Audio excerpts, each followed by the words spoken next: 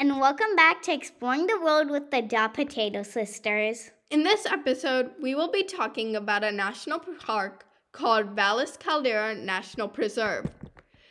Valles Caldera is located in New Mexico and is known for the calderas you can find there.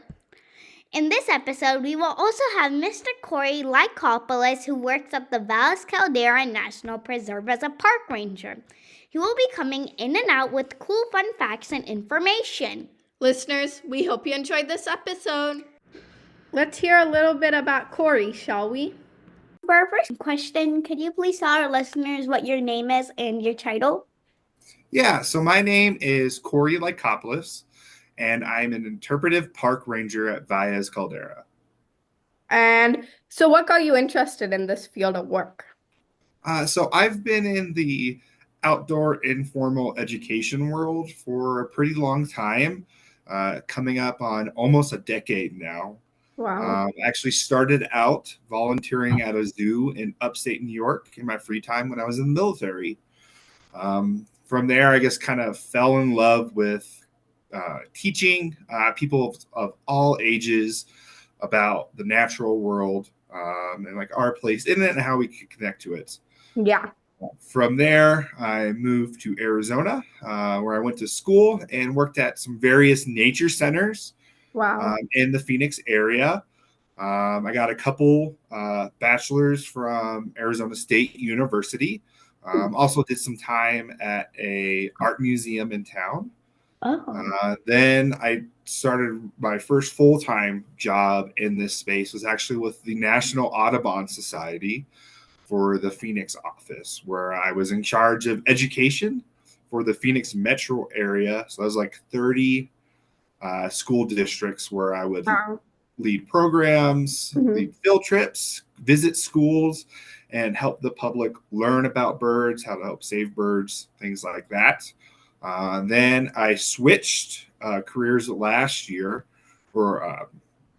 and started working with the National Park Service. This is actually my first job with the National Park Service. Wow. Valles Caldera is located in the Jemez Mountains. Also, Valles Caldera is really big. Listeners, do you want to take a guess on how big Valles Caldera is? 3, 2, 1. If you guessed 88,900 acres, you are correct. Whoa, you were not joking when you said it was big. Wait a sec. Before we dive deeper into Valles Caldera, why is it named Valles Caldera? Well, Valles Caldera got its name because when native tribes lived on it, an eruption happened and formed a giant caldera. Oh, I've heard about these caldera thingy-majigs. Aren't they created when a volcano erupts and falls? And during this, the magma creates a chamber underneath the volcano, and when the magma empties from the chamber, the support is gone and the volcano is inward. Also, a caldera can be up to 62 miles long. Did you know that Valles Caldera has a giant caldera that came from a volcanic eruption over 1.2 million years ago? Oh yeah, I've heard about that before. In fact, it is around 12 to 15 miles long. Valles Caldera is famous for their grassland meadows. It also has hydrothermal activity, much like Yellowstone National Park. Actually, Valles Caldera got its name from the grassland meadows because in Spanish, grassland meadows are called valles. And Valles Caldera got their caldera part from the caldera that created the preserve. Valles Caldera is considered a lower elevation montane grassland. A lower elevation montane grassland? What's that? A lower elevation montane grassland is where montane grasslands are found at elevations from 548 meters to 1,650 meters. Oh, that makes more sense. The caldera is known as a dormant volcano, meaning that it hasn't been active for a long time, but can still explode in the future, which you will actually hear about in the interview clippings. You can still see some signs of dormant volcano solely with the hot springs and boiling acid located in the park. So we read about some of the volcanic activity in Valles Caldera. We're wondering if you can tell us how the volcanic activity in Valles Caldera shaped the grassland slash land more differently than Like other other grasslands. grasslands. Yeah. Um, so the Jemez Mountain sits on a very weak point in the Earth's crust.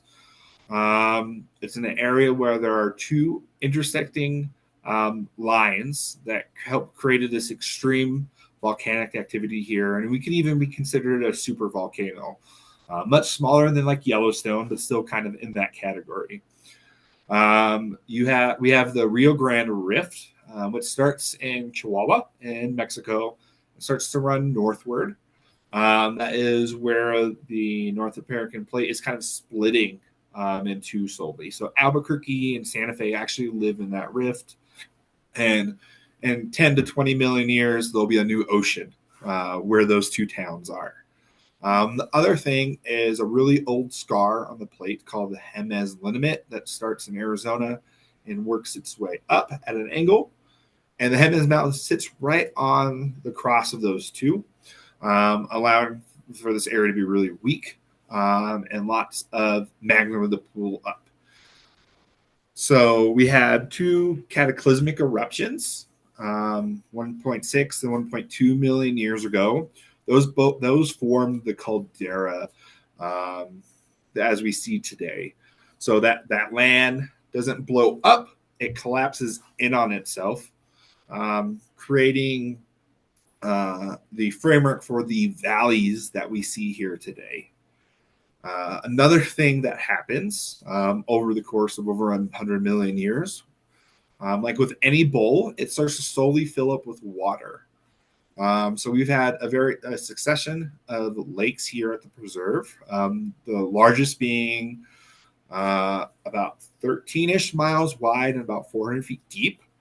And then smaller and smaller ones as they drain out of the preserve, what is now the preserve, through San Diego Canyon, carving that and creating that.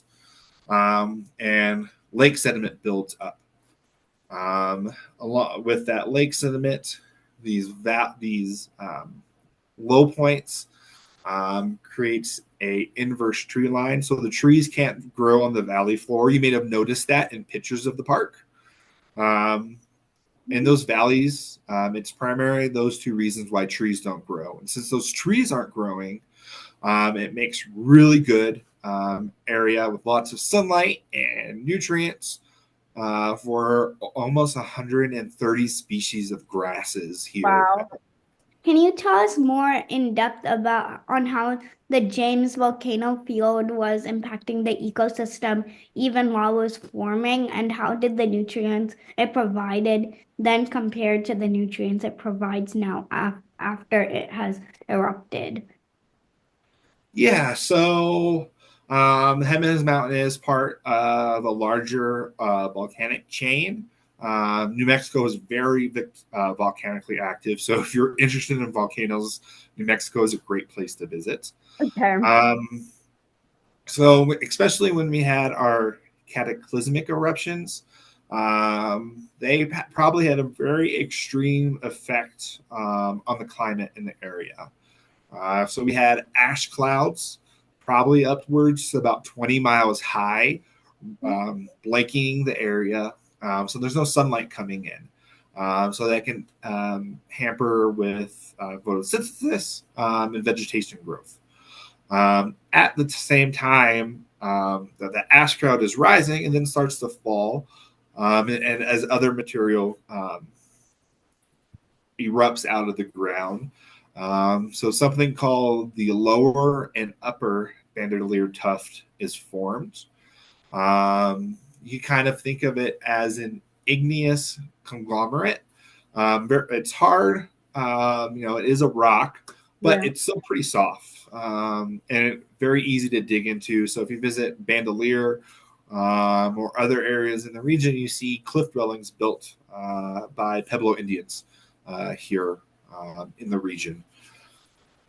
Um, So then you have the other eruptions that take place. They're more leaky than anything, Okay. and rhyolitic lava flows, creating our rhyolite, pumice, and obsidian that is found in abundance here at the park.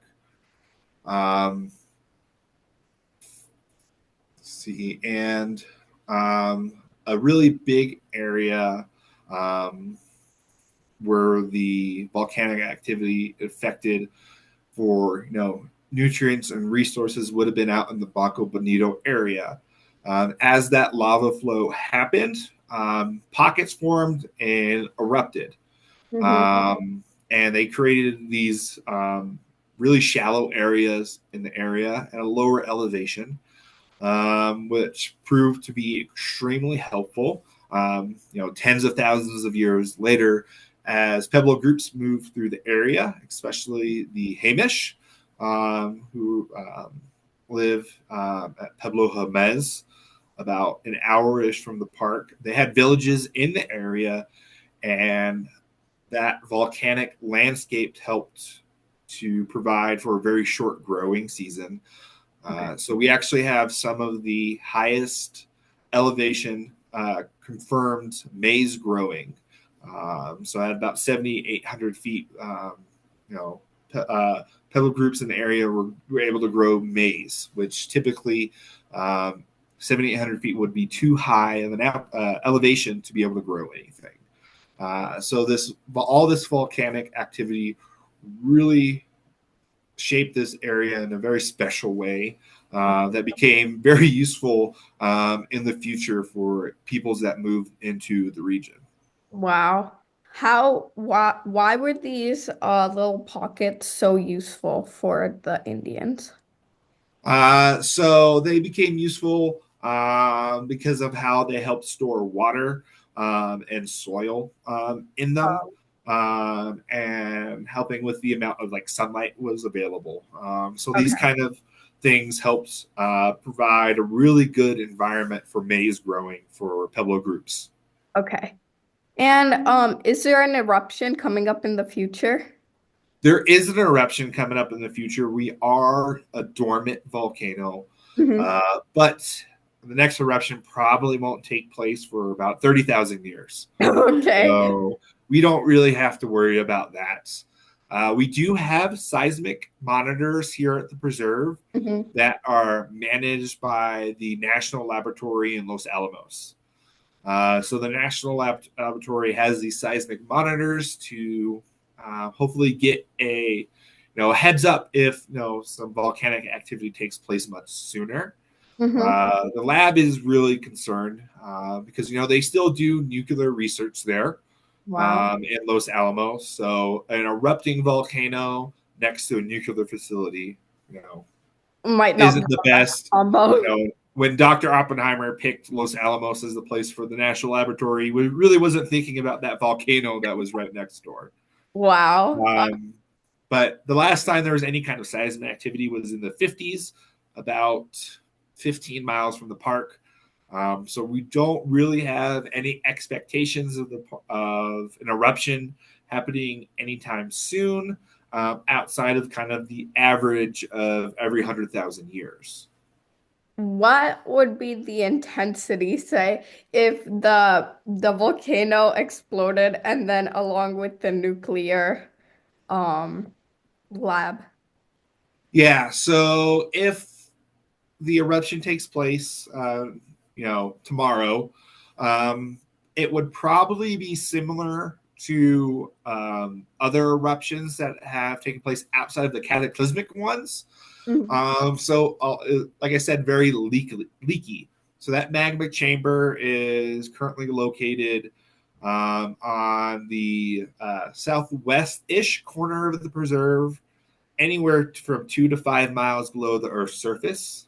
We were able to monitor that, figure that out by monitoring P and S waves from Yeah. seismic activity from across the globe.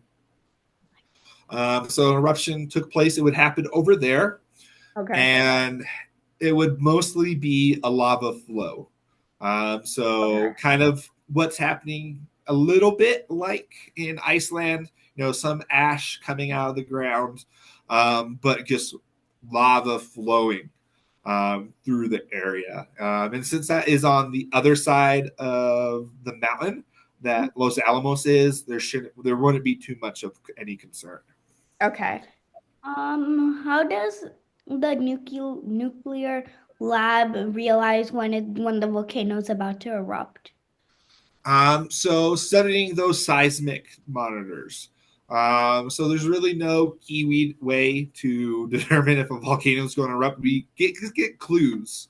Yeah. Most recently, like I said before, like in Iceland, so they saw a lot of increase in seismic activity in the region, and the fact that they know Iceland is a giant, has volcanoes all over the place, magma chambers everywhere with vents that can open up. The Arrow had a really good idea that activity was going to happen, and then it did. So those seismic monitors that they have here at the preserve are a really key indicator of a potential eruption. We may also see the waters and the natural hot springs and the river in general increase as that magma chamber is rising and starting to heat up the water in the area. Right now, there is a bubbling mud pot that is a key geothermic feature here at the park, and that temperature is at about 180 degrees. Oh, wow. Wow. So, not something you want to get into for a mud Yeah. bath. Because I was thinking, wow, that would be really nice to jump into. Yeah. Okay. Valles Caldera is also a huge and main watershed of New Mexico. The interview clipping you will hear now will also talk about the fires first that were devastating to Valles Caldera. So, going more into like the park information, we were wondering. So we heard that fires burned around 60% of the park once. What are some of the lasting impacts you still see today? Yeah, so the park has experienced two major fires that, like you said, affected a large portion of the park: the Thompson Ridge fire and the Los Conchas fire. Then you have the Cerro Lapato fire, a little smaller, didn't heck too much to the park. One of the biggest things is we're seeing forest conversion.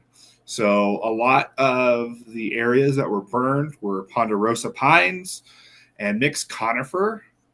Now in those burn areas, we're seeing a conversion to aspen and oak, which are a first succession series plants that typically come back after a fire. But what was so different about these fires was that they burned really, really hot. Now, the ponderosas and some of the other conifers, they need fire for their seeds to propagate. Um, but these fires burned so hot they actually destroyed those seeds. So now what we're seeing is instead of first succession and then other pines and conifers growing in, we're seeing full conversions, and they think it may be hundreds of years before the soil nutrients and things like that can support the growth of new pines. Some immediate effects after the fires there was a lot of erosion taking place through mudslides. So Yeah. here in New Mexico, we get monsoons in the summertime. So that's a lot of rain in a very short period of time. Yeah. Now, with those trees and their roots holding all that soil in place, the rain would just wash it down. So in our cabin district area, you can actually still see sandbags that were put in place to help protect the historic buildings that are here. But now, so, we're over a decade from those fires.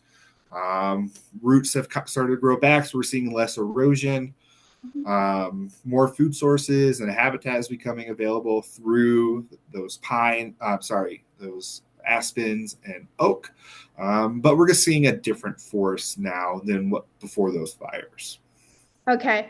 So Can you tell us more about like the recovery that happened after those fires? Because when we were reading, we saw that this park is a mostly dry climate, so there's not like as much erosion as compared to like other places.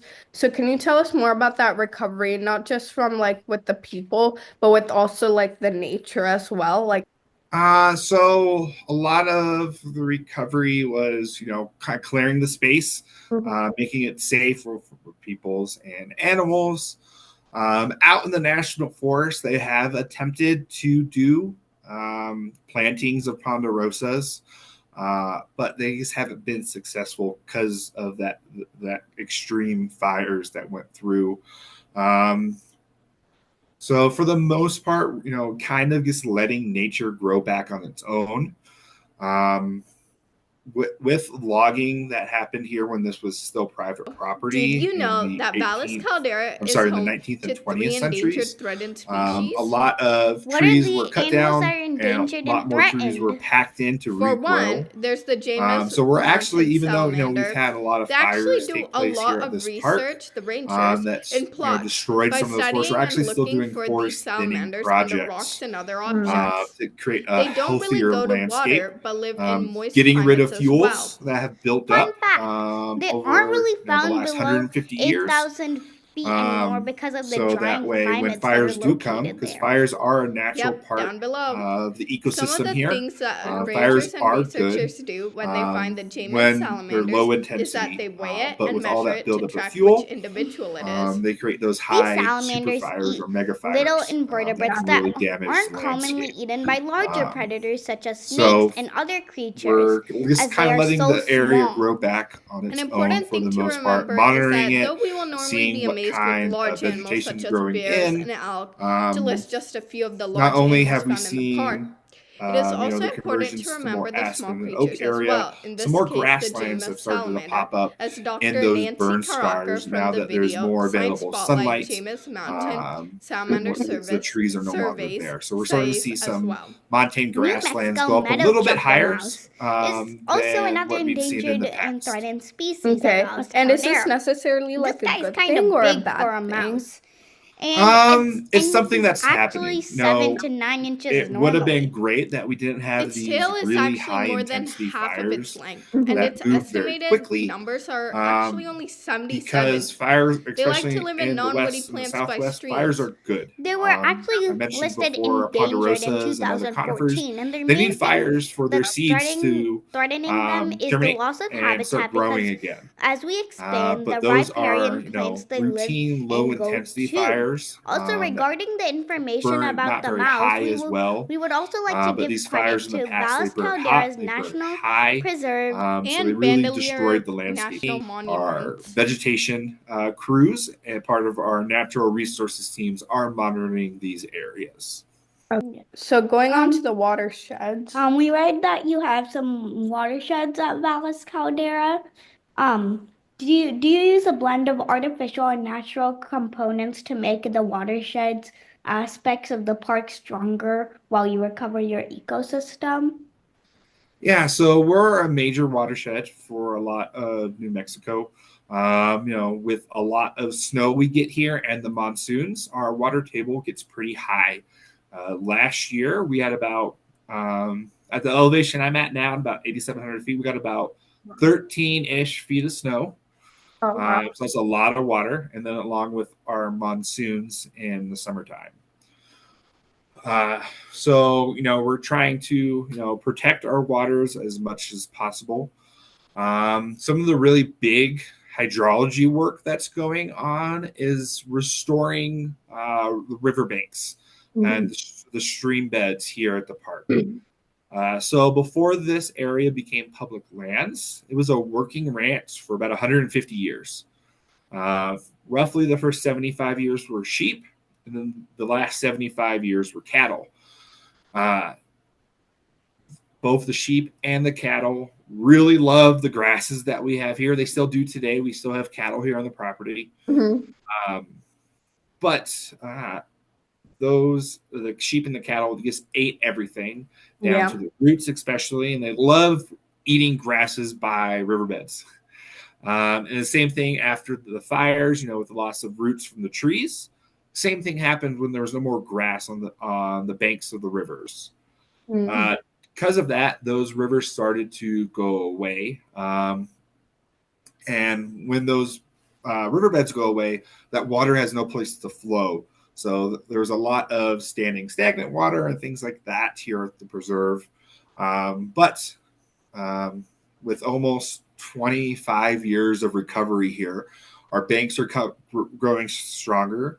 Mhm. This past fall, we had some crews in on parts of San Antonio Creek doing some restoration as well. So work is still going on. uh, some manual labor, physically rebuilding banks, putting in rocks, things like that to build a structure that that grasses can kind of grow on. So there's still lots of work happening, but things are becoming better here. Primarily for the Jemez River, we're the headwaters for pretty much every tributary stream or creek that turns Wow. into the Jemez River. The Jemez River is a really important water source for the people that live here in the Jemez Mountains. It's also a tributary into the Rio Grande um, and is home to lots of important aquatic species that we are trying to protect as well, not only by restoring their habitat, but having like foods available and things like that. Okay. So, are these sheep and cattle like still negatively impacting the ecosystem today? So we're actually mandated by Congress to have grazing here at the park. Oh. Um, right now, we have a temporary hold on legal grazing here because we're working on a new fire management plan. Once Mm. that fire management plan is approved, we will open up our lots to a specific number of cattle. I'm not sure how that would be chosen, maybe through a lottery system, Mhm. and allow for grazing legally here. Right now, we have what we refer to as trespass cattle. So we have a fence around the entire perimeter of the preserve, but damages happen to that fence Yeah. through tree fall, getting trampled on, and then we're surrounded by ranches. So sometimes cattle will come onto the preserve. They're not supposed to be here right now. We let the ranchers know, they come get them. And this past season, we actually had some wranglers helping us round out cattle to make it easier for ranching neighbors to come pick up their animals. Okay. But when you have a properly managed herd, it and you move them around, so they're not in one area the whole time. Ranching and cattle grazing can be healthy. It just needs to be done sustainably and managed. This article titled "What's Furry Has a Big Black Feet and Lives by a Stream?" Answer: the New Mexico meadow jumping mouse. There's also the Mexican spotted owl. The Mexican spotted owl had a huge loss Specifically, 58% of their environment. with the Las Conchas wildfire in 2011. It burned a lot of their habitat. Other animals include coyotes or elk. Did you know that elk is one of the common animals to spot at Valles Caldera? But one of my most favorite animals to talk about are mountain lions, which are found there too. You can find mountain lions, which are also called cougars or pumas or catamount. Mountain lions are the top predators at Valles Caldera. Mountain lions were hunted in the 1900s because of their warm fur. Luckily, mountain lions survive because they prefer rocky territory, which is kind of hard for people to track them in. Mountain lions move to higher elevations in the summer and lower elevations in the winter to follow their main source of prey. In Valles Caldera, they give birth every summer to about 1 to 4 cubs. Did you know that when a mountain lion hunts, the black bears at Valles Caldera try to steal their prey sometimes, and most of the times they succeed at getting the prey. Coyotes try to steal the prey too, but they get killed mostly instead. Oof. Sadly, mountain lions have a hard time outside of protected areas due to human hunting, diseases, starvation, sometimes road kills when they are trying to cross a highway, or habitat loss as well. Thankfully, we are taking action. We have started to build bridges on highways that either go over the highway or under the highway to let animals like mountain lions to safely cross the highway. By we, I mean the park and other conservation efforts. It is not just the mountain lions getting impacted. There are many other animals and plants all over the world who die due to most of the causes we mentioned. You can help too. You can help by planting trees or native plants in your backyard or volunteering at places that are trying to help animals and plants. You can also help by sharing your knowledge and spreading this message to family and friends too. Okay. Does climate change affect the volcanic or geologic activity in Valles Caldera? If not, then what are some other aspects of the park where you have seen climate change impact? Yeah, so the climate change really wouldn't have too much of a like direct impact on like the volcanic activity, Okay. but climate change is affecting all of us. So with increased temperatures, we'll start having more extreme weather events in the area that could mean more snow dumped in a shorter amount of time, or more rain or less rain, things like that. Then with higher temperatures comes the potential of more fires that can damage the area. That's why we're going through these forest thinning projects Yeah. to dampen that fuel load. Um, we could see loss of habitat for some species. So some endangered species we have here at the park are the Jemez mountain salamander. That is a terrestrial salamander species, meaning its whole life cycle is on land, and it needs really damp soil to be able to breathe. Um, and if fires come through or we get less rain, um, the soil will be less have less moisture in it, and we can see a sharp decline in the population of that species.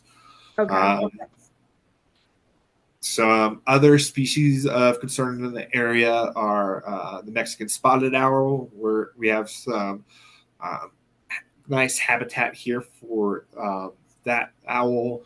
But same with fires or loss of available food, as other animals might leave the area, can cause some problems. With loss of species, we may also see new species come into the park. As it gets warmer here, it's getting warmer at lower elevations. Um, so we can see animals move higher up into the mountain as their normal habitat is becoming warm, or loss of resources in the area that they're used to be seen at. Yeah, because so we've been like realizing that with a lot of the places that we talk to for other interviews, it's all like the same pattern where like a lot of the species just are moving northward, like from the oceans to the other grassland lady we talked to like 2 days ago. It's yeah, so it's interesting to like be seeing that pattern. Yeah. So Yeah, National Audubon Society has a really interesting climate map you can take a look at. It shows, I believe, 1.5 and 3 degrees Celsius changes, oh and wow. how that would affect the habitats for different bird species, of where they are today, where they could be seen in the future, based off of those two different climate models. Okay. You mentioned that the more that it gets warmer, some more new animals will be coming in. So have you noticed some more new animals coming into Valles Caldera that don't belong there that much? So We had a potential new animal last summer. Last summer was very hot and very Yeah. dry. And a prairie rattlesnake was seen and observed in the park for the first time. We do have snakes here at Yeah. Valles Caldera. Um, some bull snakes and garter snakes. So just constrictors, no rattlesnakes, anything like that. Um, there is a possibility that snake came up from Frijoles Canyon. That is at Bandelier National Monument, which is our neighbor. Much lower elevation, much hotter and drier. So they have a lot more rattlesnakes than we do. So that is potentially a new species that could be moving north upward in the mountains as it gets too hot in other areas and it warms in other areas that it's more suited to. Okay. And because of climate change, are you starting to see more animals or plants more than others? And how have their lifestyle started changing to accommodate to these changing weather patterns? That's a good question. Um, uh, like I mentioned before, the Jemez mountain salamander is a very sensitive species Yeah. uh, due to its nature of living its whole life cycle out of water. You know, salamanders typically are going to live in the water or very close to water. What our Jemez mountain salamander does not. It just likes cool, damp soil. So as we see, like I said, we see higher temperatures drying out the soil, these massive fires that are drying out the soil. Um, that would be kind of that could potentially be indicators of um, change in climate here at the park. Looking at sensitive species. Okay. Do you have How did animals evolve over time to Valles Caldera's constant volcanic activity as well as slow erosion and dry climate? Yeah, so animals, can kind of sense things before we do. I don't know if you've ever been in an earthquake before. A lot of times, dogs and cats and other animals will leave an area before people notice them. They're just kind of more in tune with things like that. yeah. Um, so that volcanic activity would push animals out. They would come back in and out over time as these um, eruptions take place. Um, Animals here need to be really adaptive for hot climates. It can get hot in the summertime. You have to be able to adapt to a lot of water through monsoons and for the cold. Uh, Last winter, I saw temperatures down to about negative 35 degrees. Oh, wow. Whoa. So animals have to be able to live in that kind of environment. There are some animals, they adapt, especially in the wintertime, by leaving. Hmm. Uh, for the most part, elk live here at the preserve. We have about around 2,500 to 3,000 head of elk. But once it starts to snow, the elk get really lazy. If they have to dig for their food, they're going to leave the area to where there's less snow. Whereas other species, like our coyote, they're here year round. So they have to be able to grow a really thick fur to be able to survive the cold here and hunt other animals that are here. You have other animal species that go into hibernation states, Yeah. like our black bear, our prairie dogs. They tunnel down into the ground and go into hibernation. So there are a variety of ways that animals have adapted to the extreme temperature. Okay, so we read that the dry climate in the reserve slows erosion than other places. And how much slower? And does this like affect the flora and fauna? I have not been asked that question before. So I actually don't have an answer for you. So yeah, we have periods of where we're really wet and really dry. That could affect how erosion takes place through the soil and how rocks erode as well. The caldera was originally about 7 miles in diameter, but today we sit at almost 14 miles. Wow. But that's over a million years. That's a long time for the rock and the soil to erode out, um, creating this larger and larger caldera. Can you tell us some of the research you are doing in the park broadly?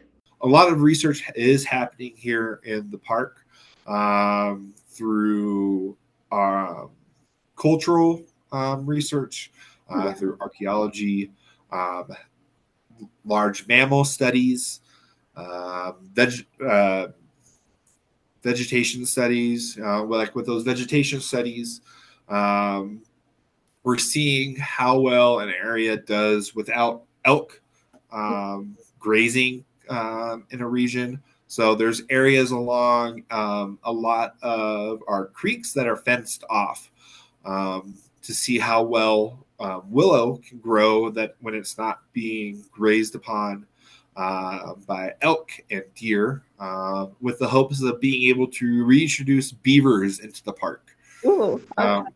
Beavers are in the surrounding area. And then they recently reintroduced beavers in the Bandelier National Monument.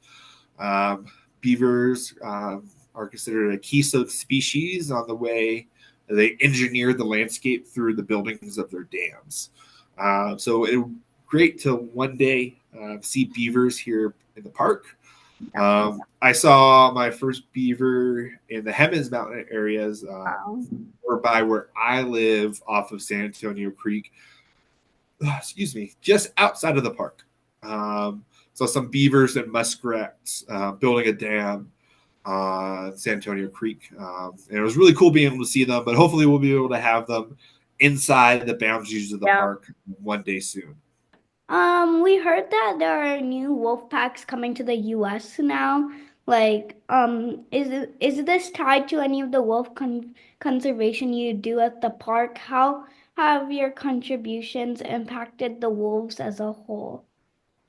Yeah, so there's the new gray wolf pack that was introduced into Colorado.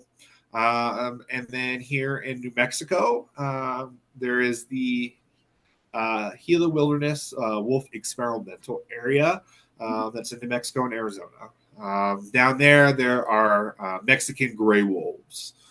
At this time, the federal northern boundary for those Mexican gray wolves is roughly Interstate 40. Okay. But animals, they don't really care about borders or boundaries.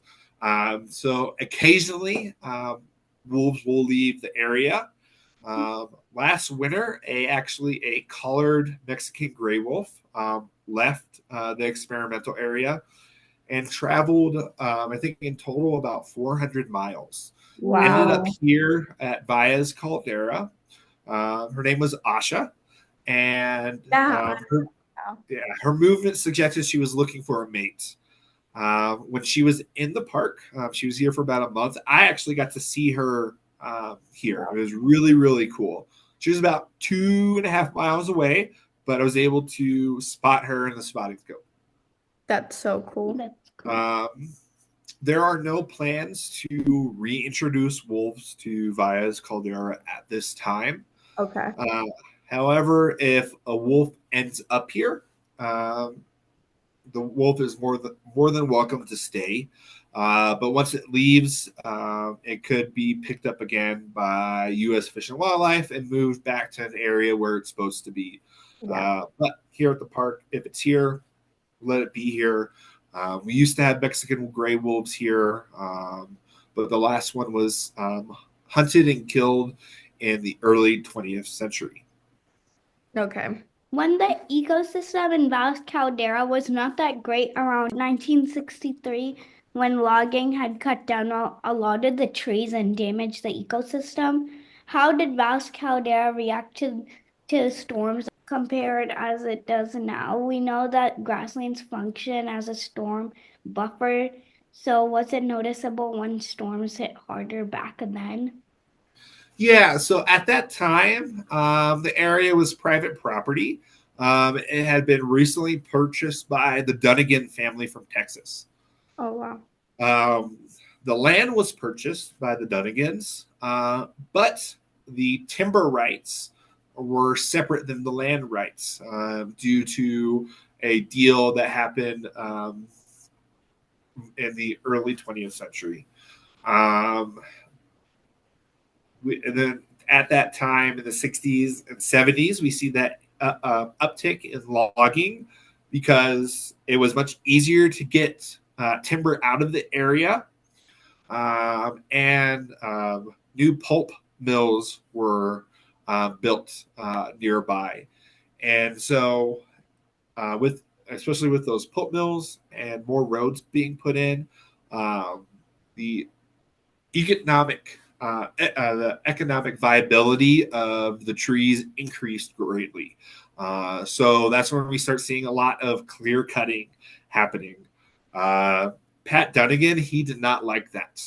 Um, Not only did it destroy the landscape, we lost a lot of the intrinsic beauty of the area through the loss of trees, and you see lots of soil erosion on the air on the lava domes where the trees are. So you have all this soil just coming down and covering grasses, filling in streams and creeks. Okay. So Pat Dunnigan spent a lot of time, effort, and money on fighting this. And then I believe in the 1980s, he was able to get back the timber rights. And he stopped the logging that happened in the area. But that damage was already done. Yeah. Uh, Between logging and ranching roads, in the 100,000 acre lot that the preserve is, about 1,000 miles of road were put in. So that's a lot of roads in a small area. A lot of those roads circle all of the peaks in the caldera. So that did a lot of damage. And with the trees gone, um, once again, like with the fires, there's nothing keeping all that soil in place. So through the efforts of Pat Dunnigan to stop those timber rights, and then when the federal government purchased the land in the summer of 2000, slowing down grazing that happens. A lot of recoveries put in for the grasslands and through the area as a whole. Okay. So can you tell us about how you work with indigenous tribes from the area to promote more learning about them? Yeah, so we have 38 affiliated tribes to the caldera. Um, we today we work very closely with Santa Clara Pueblo, Santa Ildefonso Pueblo, and Pueblo of Jemez. Um, we do education programs Yeah. with them where come in and they teach us about their historic uses of the land. They were here well before any of us were. We recently this year just put out a brand new self-guided audio tour where we worked very closely with Pueblo Jemez, telling their history and story here at the park. With Santa Clara Pueblo, we do a lot of contracting with them, with projects here at the park, road construction, forest thinning, things like that. And with San Ildefonso, we work closely with them, and they help bring in artisans and cultural demonstrations that we have at our special events throughout the year. Okay. We're currently working on a cultural atlas program where we're hoping to be able to interview people from all the Pueblos and be able to better tell their story and their connections to Valles Caldera. Okay. And then for our last two questions, do you want to say? Okay. What are some of your conservation efforts to help keep your endangered species? And what efforts and projects are you working on now? Yes. So we do a lot of monitoring here. Because if you don't know what species are in an area, how many of them are, you can't see what happens. So we do monitoring for our Henna's mountain salamander, the Mexican spotted owl. Um, that's what we do a lot of, and like I mentioned about like the willow with the X closures we have, seeing how well they grow. These are ways that we are monitoring sensitive species, tracking them, making sure that there is livable areas for them here in the preserve. Um, with the virtue of us being a national park unit, that means all resources within our boundaries are protected. Okay. Um, so that means there's no, unless you have a permit, there is no collecting things, no cutting trees down, anything like that. So a big key in protecting and monitoring our sensitive species is just protecting the landscape as a whole, that they have a place to live. Okay. Um, And then for our Or- last question, sure. How can kids like us help conserve Valles Caldera to make it a better place? Yeah, so that is a wonderful question. So just coming to visit is a really great thing because it shows that people are interested in the landscape and wanting to protect it and be here. Um, we are about to debut a brand new virtual junior ranger program. So you can become a junior ranger via Caldera without even having to visit here if you live far away. There we have a bunch of online web activities that you'll be able to do, and you'll be mailed a Valles Caldera Junior Ranger patch. There you can volunteer at events here at the park or at a park near you through public lands work days, special events, or becoming a part of the general volunteer crew, helping out with projects on sites, things like that.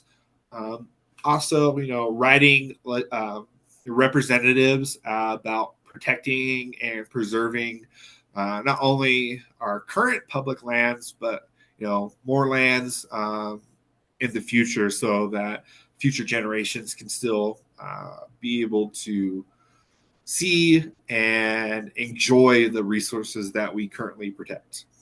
Okay, thank you so much for having this interview with us. That was our last question, and it was really interesting. And once again, thank you for taking your time out of your day to. Of course, I am so glad to have been here with you guys today. It was wonderful talking to you, and I look forward to hearing the episode. I've listened to a couple of your other episodes, and you guys are absolutely outstanding. Thank you so much.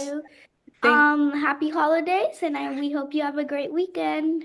Yes, happy holidays. Bye. Bye. Listeners, we hope you enjoyed our episode and tune in for more. Also, please subscribe and follow us too if you are liking the podcast so far.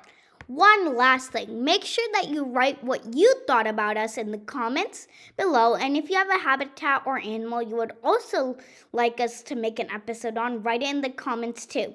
Also, tune in for our next episode, which is going to be all about the different kinds of animals you can find in grasslands. Bye!